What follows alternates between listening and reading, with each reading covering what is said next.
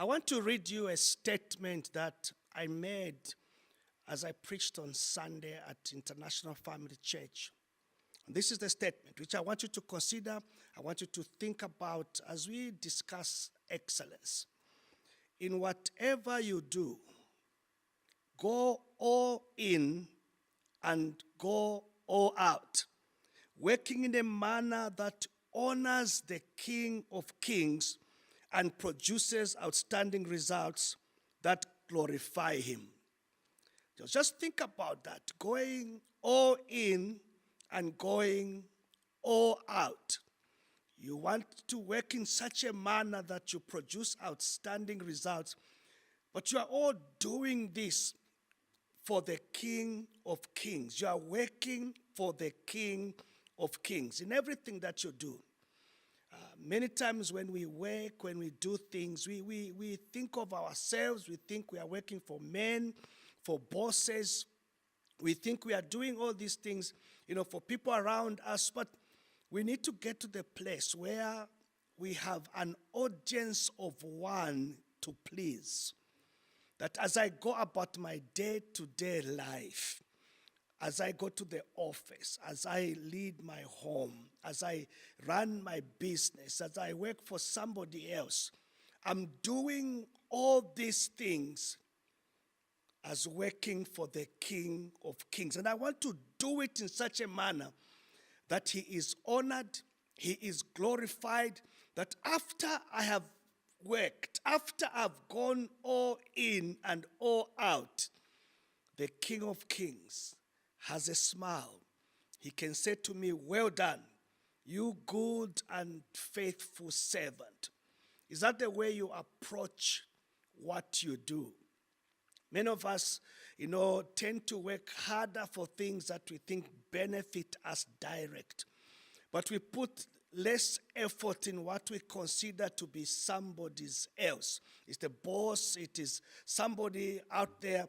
But God calls us to go all out and to go all in whatever we do. And as we do that, he is glorified.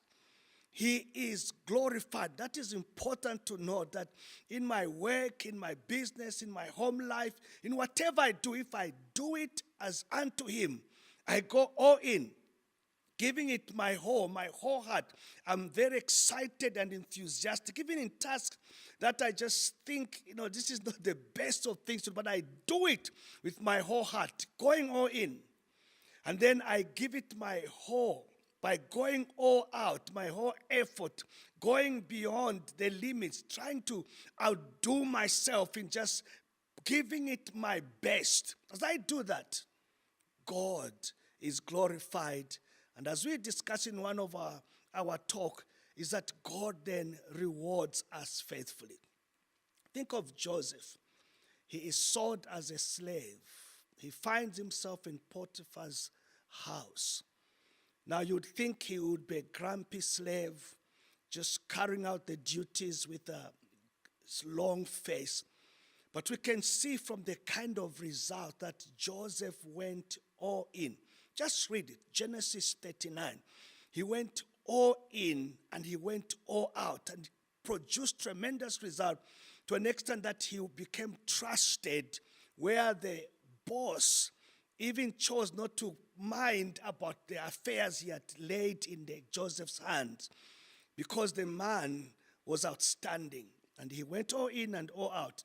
And one of the telltale signs that really intrigues me about it is that Joseph did not go all out and all in because the conditions were perfect. He did this in the face of unpleasant circumstance. He was there as a slave, not as an employed, trusted man, but just they bought him as a workhorse.